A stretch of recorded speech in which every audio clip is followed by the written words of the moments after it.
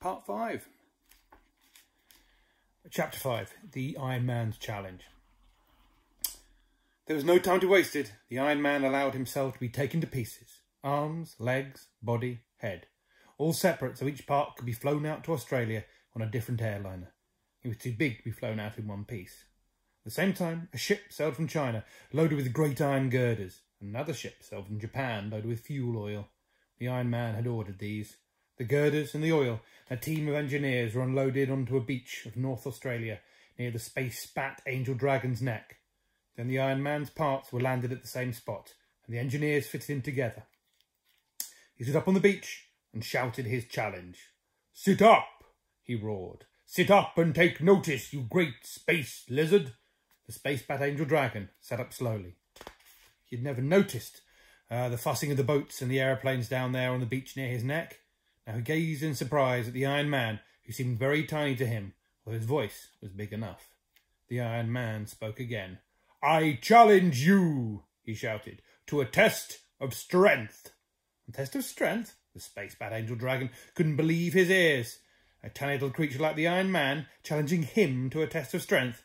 He simply laughed, loud and long. Then he peered down again at the Iron Man, while the echo of his laugh was still rolling around the earth. He peered down out of the sky, this odd little thing on the beach, with even tinier men scuttling around it. "And if I can prove myself stronger than you are, then you must promise to become my slave," cried the Iron Man. The dragon smiled. Aircraft flew around, watching this amazing conversation between the space-bat Angel Dragon and the Iron Man. Ships out at sea watched through telescopes. "And if you don't accept my challenge," shouted the Iron Man, "then you're a miserable, cowardly reptile not fit to bother with." The space-bat Angel Dragon was so astounded that he agreed. Why, he thought, when this silly little creature has finished his antics, I'll just lick him up. So the monster agreed and watched to see what the test of strength was to be. After all, if he wanted, he could flatten the Iron Man with one eyelash. The engineers had fastened all the girders together in the shape of a huge iron bed the size of a house. Under this they made a steel-lined pit. Now they poured fuel oil into the pit. The space-bat Angel Dragon watched. Now they lit the fuel oil, and the flames roared up fiercely through the bars of the grid. And now the space-bat Angel Dragon got his first shock. The Iron Man was stretching himself out on his back, on the grid, among the flames, his ankles crossed, his hands folded behind his head, just as if he were in bed, while the flames raged under and around him. The monster stared down. The Iron Man smiled up at the mist of the flames. The flames became fiercer. The grid became red hot. The Iron Man's hair and elbows and toes became red hot. His body became first blue, then black, then began to glow dully. He was getting red hot. Still he smiled up at the monster, and still the flames grew fiercer. Now the Iron Man was entirely red hot. Soon he was almost white hot, and still he smiled out of white hot eyes with white hot lips. And all the time the space-bat Angel Dragon stared down in astonishment. But now the fuel oil was all burned away. Suddenly the flames died, flickered, and went out. The white-hot Iron Man sat up, stood up, got stiffly off his glowing bed, and began to walk to and fro on the sand, cooling. He cooled slowly, going from white to orange, from orange to red, red to black, as he walked, coolly swinging his arms. Now at last he spoke to the monster. "If you can't bear to be made red-hot like me, then you are weaker than I am, and I have won, and you are my slave." The monster began to laugh. "All right," he roared. "Build the fire, and I'll lie on it." He laughed again. He knew the Iron Man couldn't build a fire the size of Australia. But then his laugh stopped. The Iron Man was pointing upwards, at the sun. "There is the fire for you," he shouted. "You go and lie there. Go and lie on the sun till you are red hot." The monster gazed up at the sun. He felt strangely cold suddenly. But how could he refuse? "All right," and he set off. With slow, giant wing beats, he lifted his immense body off the earth and flew slowly up towards the sun while the whole earth watched. Slowly he covered the distance, getting smaller and smaller as he went. At last he landed. A ragged black shape sprawled across the sun. Everybody watched. Now they saw the monster begin to glow. Blue at first, then red, then orange. Finally his shape was invisible. same blazing white as the sun itself. The monster was white hot on the sun. Then they saw him returning, a blazing shape tearing itself off the sun. The shape became red as it flew. It was writhing and growing larger. Slowly once more it became the black-backed winged shape of the dragon, flying back to the earth, down and down, bigger and bigger, cooling as he came, until... boom! He landed, this time much more heavily than before, on Australia. He landed so heavily that all over the world bells tumbled out of church towers and birds' eggs were jarred out of their nests. The monster stared down at the Iron Man, but it was hardly the same monster.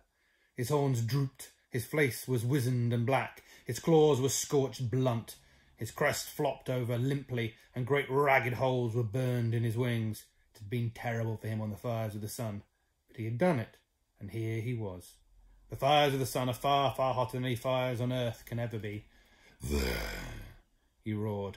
I've done it.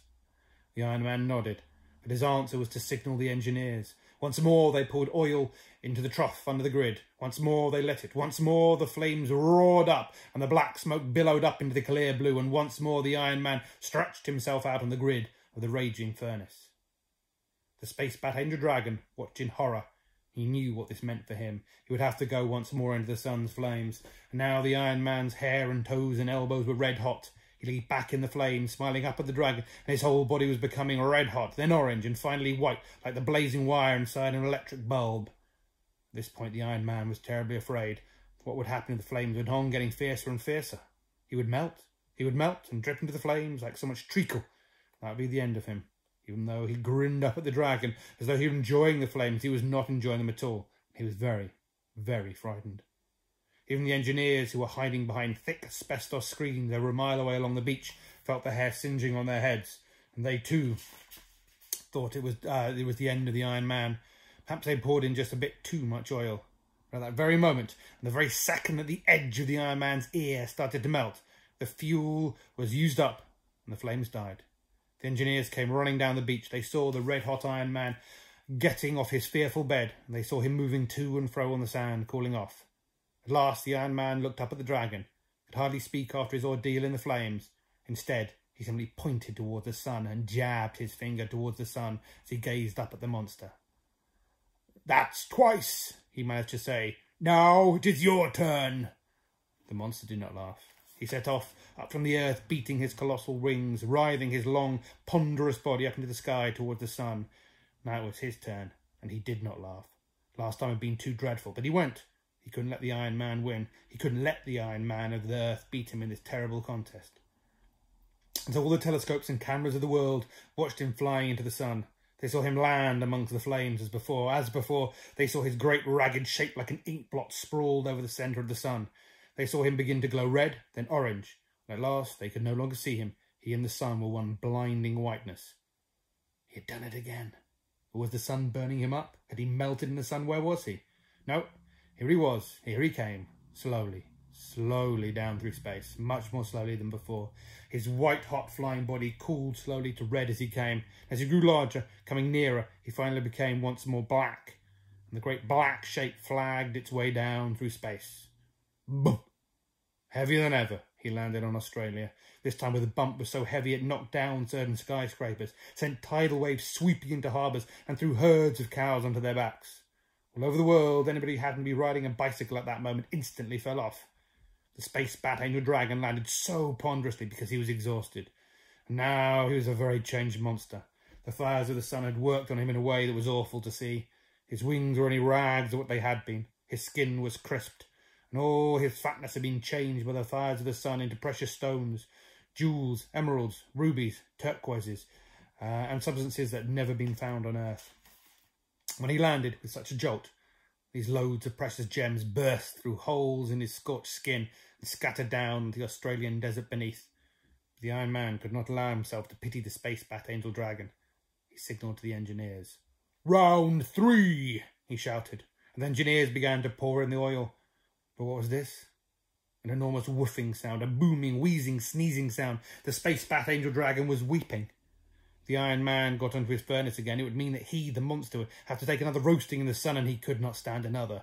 Enough, enough, enough, he roared.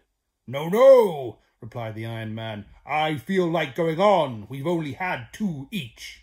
It's enough, cried the dragon. It's too much. I can't stand another. The fires of the sun are too terrible for me. I submit. Then I've won, shouted the Iron Man, because I'm quite ready to roast myself red hot again. If you daren't, then I've won. Yes, you've won, and I am your slave, cried the Space Bat Angel Dragon. I'll do anything you like, but not the sun again. And he plunged his chin into the Pacific to cool it.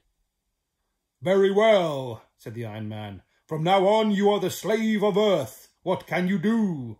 Alas, said the Space Bat Angel Dragon. I am useless, utterly useless. All we do in space is fly or make music. Make music? Asked the Iron Man. How? What sort of music? Haven't you heard the music of the spheres? Asked the dragon. It's the music that space makes to itself. All the spirits inside all the stars are singing. I'm a star spirit. I sing too. The music of the spheres is what makes space so peaceful. Then whatever made you want to eat up the Earth? Asked the Iron Man. If you're so peaceful up there, how did you get such greedy and cruel ideas? The dragon was silent for a long time after this question. At last he said, It just came over me. I don't know why. Just came over me, listening to the battling shouts and the war cries of the earth. I got excited. I wanted to join in. Well, you can sing for us instead, said the Iron Man. 'Tis long time since anybody here on Earth heard the music of the spheres. It might do us all good. And so it was fixed. The Space Bat Angel Dragon was to send his star back into the constellation of Orion. He was to live inside the moon. And every night he was to fly around the Earth, through the heavens, singing.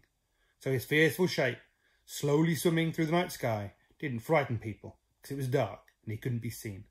But the whole world could hear him, a strange, soft music that seemed to fill the whole of space, a deep, weird singing, like millions of voices singing together. Meanwhile, the Iron Man was the world's hero. He went back to his scrapyard, but now everybody in the world sent him a present. Some only sent him a nail, some sent him an old car. One rich man even sent him an ocean liner. He sprawled there in his yard, chewing away, with his one last ear slightly drooped where the white heat of the last roasting had slightly melted it. As he chewed, he hummed in harmony to the singing of his tremendous slave in heaven. And the Space Bat Angel's singing had the most unexpected effect. Suddenly, the world became wonderfully peaceful. Their singing got inside everybody and made them as peaceful as starry space. And as blissfully above were all their earlier little squabbles. And blissfully above all their earlier little squabbles. The strange, soft, eerie space music began to alter all the people of the world. They stopped making weapons. The countries began to think how they could live pleasantly alongside each other, rather than how to get rid of each other. All they wanted to do was to have peace, to enjoy this strange, wild, blissful music from the giant singer in space. The end. I hope you enjoyed that. We will be doing more chapter stuff soon. Sorry this was a bit late in getting up. Yeah. Well, I hope everyone's staying safe and well, and we shall see you when we see you.